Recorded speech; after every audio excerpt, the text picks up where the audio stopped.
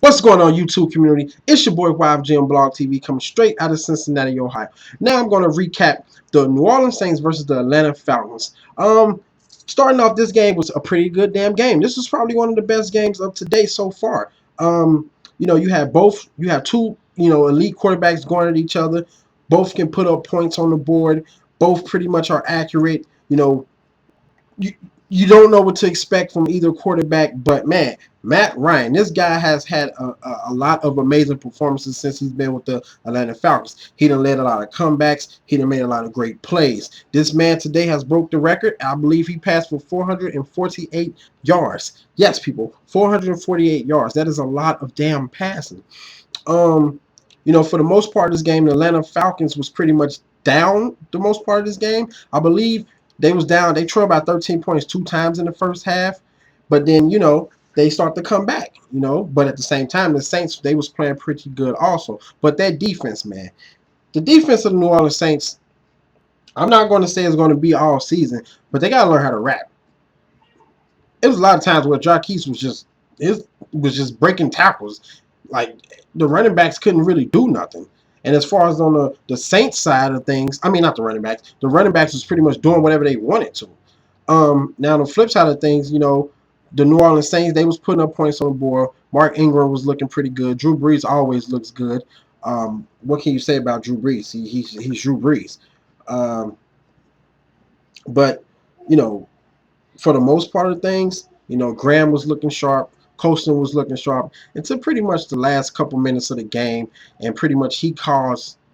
I'm not gonna put all the blame on him, but at that particular time, he caused the Atlanta Falcons to pretty much win because he ended up getting stripped by William Moore, and that gave the ball to the Atlanta Falcons. And the next thing you know, they end up going to overtime. And then the kicker, Bryant, he kicked the 51-yarder to win the game. And that was pretty much it. So I know Colston is probably beating his head up about it. But it is what it is. They have more games to play. Now, if I'm not mistaken,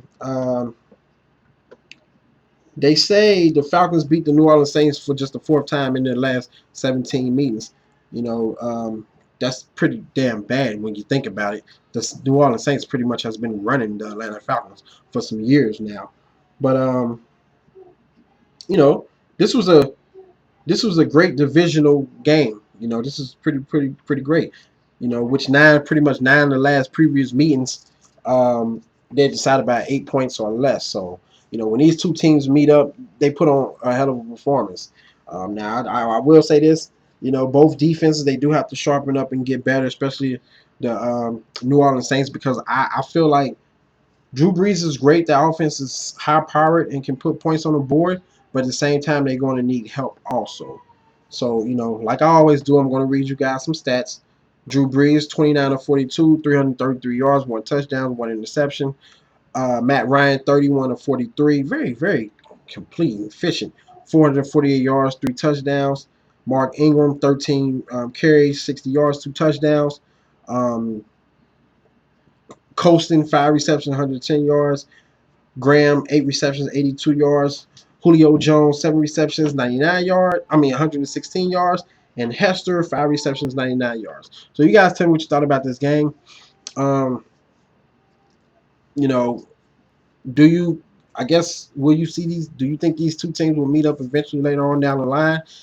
Hit me up on Facebook. Hit me up on Twitter. Check out my previous videos. Comment, subscribe, favorite, like, share, and I'm out. Deuces.